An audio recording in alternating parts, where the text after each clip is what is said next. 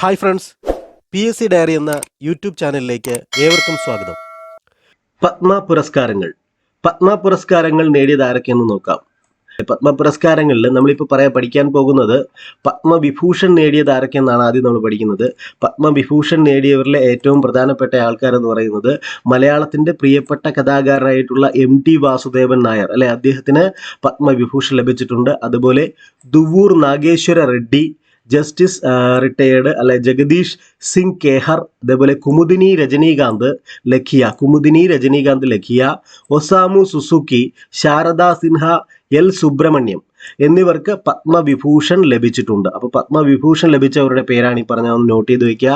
അതിൽ ഏറ്റവും പ്രധാനപ്പെട്ടത് MT Vasudevan Nair, Duvvur Nageswara Reddy, justice retired Jagdish Singh Khehar, Kumudini Rajinikanth Lakhia, Osamu Suzuki, Sharda Sinha, L Subrahmanyam.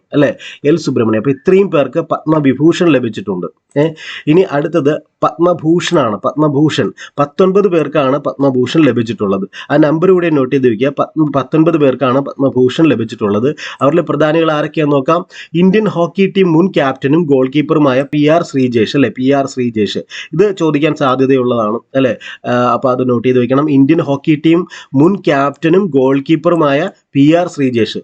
ചലച്ചിത്ര നടി ശോഭന അല്ലെ, തമിഴ് നടൻ അജിത്ത്, ഹൃദ്രോഗ വിദഗ്ധൻ ഡോക്ടർ ജോസ് ചാക്കോ പെരിയപുരം എന്നിവർ ഉൾപ്പെടെ 19 പേർക്ക് പത്മഭൂഷൺ ലഭിച്ചിട്ടുണ്ട്.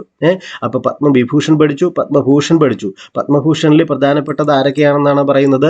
ഇന്ത്യൻ ഹോക്കി ടീം ക്യാപ്റ്റൻ അല്ലെ, ഇന്ത്യൻ ഹോക്കി ടീം മുൻ ക്യാപ്റ്റനും ഗോൾ കീപ്പറുമായ PR ശ്രീജേഷ് ഉണ്ട് അതിൽ അല്ലെ.